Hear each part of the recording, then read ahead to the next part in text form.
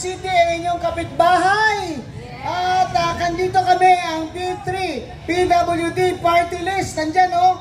Ayan, wave. Nandyan din si Dr. Camille Ilagan, na isang gender equality advocate din siya, isang educator, ang aming second nominee. Nandito rin po mga konsehal, pwede mo bang tumakyat sa stage? Lalo na yung mga babae, mauna po mga babae. Ayan po, sa Women's Month, huwag nyo kalimutan na may mga konsehal kayong babae. Kasi sila siyempre, sila mauuna sa mga paggagawa ng ordinansya para sa karapatan, kabuhayan at dignidad ng mga kababaihan. Kaya, dalawa lang ba babae? Dalawa lang po. May isa pa. Pinabati rin po namin ng mayor, vice mayor. Sa ngayon po, meron kami ongoing na libreng physical therapy, occupational therapy nandun sa session hall. Co-sponsor si Vice Mayor at ang Philippine Association of Physical Therapists Incorporated. Yan po ang inuuna ng mga P3 PWD ngayon ay ang mga ating mga bata. Sino congressman dito? Ba't hindi ko nakita yan? Andito Andiyan ba? Halika nga dito, congressman. Halika dito, Don Fabis. Ako, kalaban yata nito, kaibigan ko rin eh. Di bali na. Mag-P3 na kayo lahat. Pamilya, pasyente, PWD, kasama ang seniors sa P3, number 8 sa balota. Anong number ko sa balota? 8! Ako ang Queen of Particular! Halika dito! Si Don, nandiyan na ba? Kong, nasa na? Mga pogi-pogi, mahihain eh. Napaka-mahihain eh. Ayan. Ito yung dati yung konsehal, di ba? Konsehal pa rin ngayon. Ang inihingi lang natin sa kanila ay hindi lang po March ang Women's Month. Every day is Women's Month. Yun po mga lalaki dyan, wala na pong reklamo ngayon kasi dinadagukan ng mga asawa pag nagreklamo na bakit wala daw Men's Month.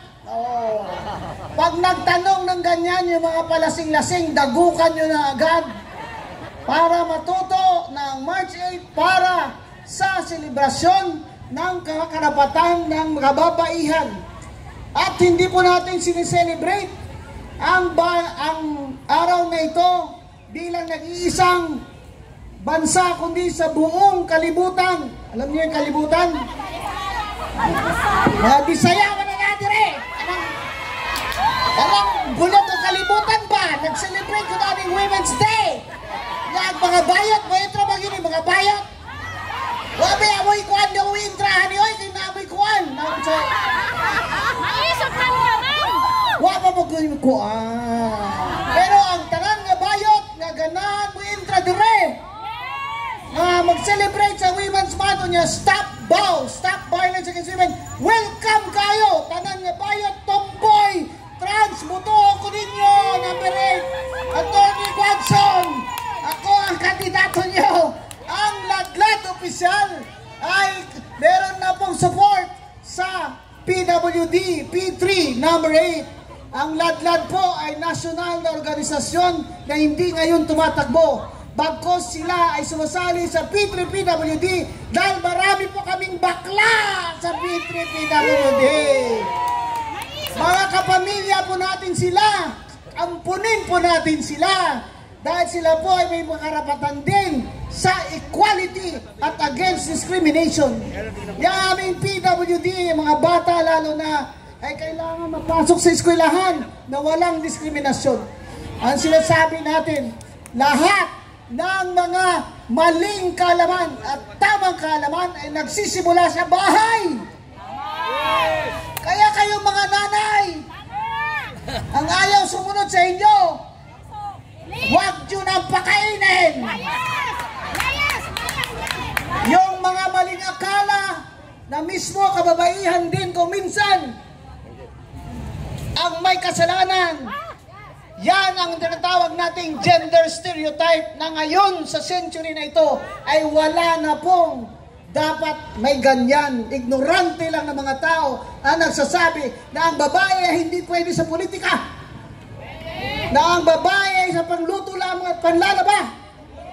Yan pong panglalaba at pagplantsa. Trabaho po yan ng lalaki. Mga pinangaman nyo, mga tamad kayo. Trabaho nyo yan kasi ang bigat ng plantsa. Ang sinasabi ko, ang trabaho sa bahay, dapat dinidivide yan. Ngayon pa lang, sinasabi ko sa mga bata na nagjojowa, wag na wag kayong magjowa ng tamad na hindi marunong maglaba, plantsa at mag-alaga ng bata dahil ang maling akala niya na pag nag-asawa siya ay kumuha siya ng muchacha. Akala niya na nag-asawa siya ay kumuha siya ng libreng maid.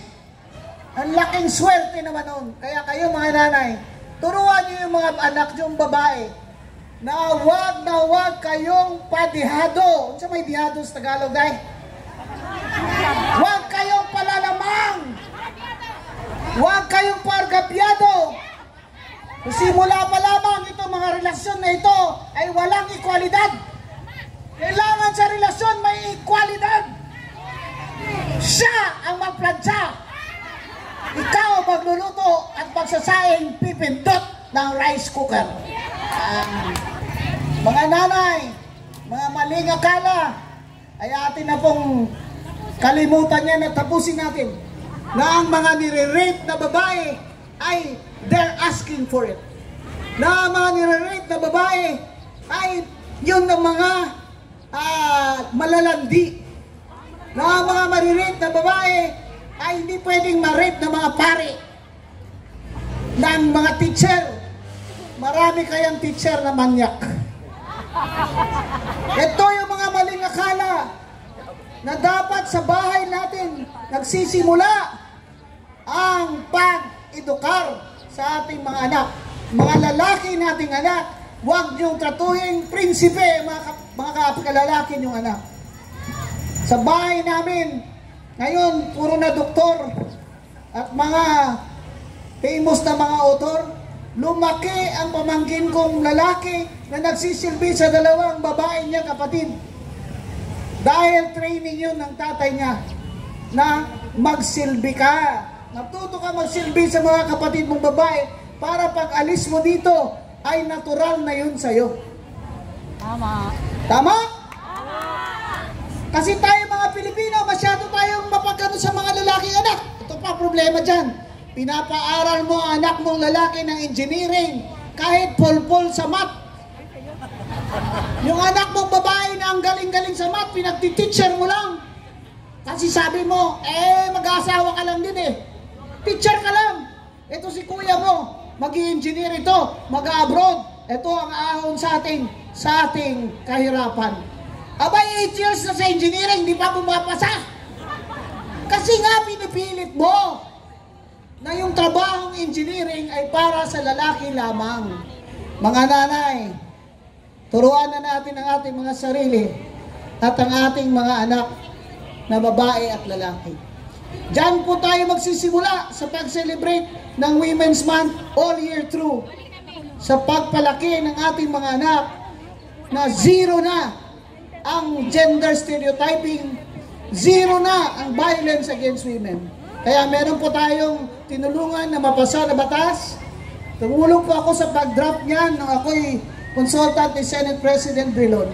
Anti-Violence Against Women and Their Children Act.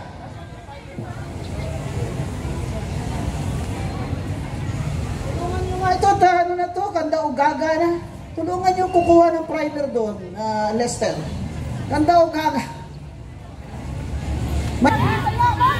Pagi mo kami binisaya kay 40% sa Pilipino, dire nagabinisaya. Kami magyoy ruling class dire. Ya, ruling class ano ba yun?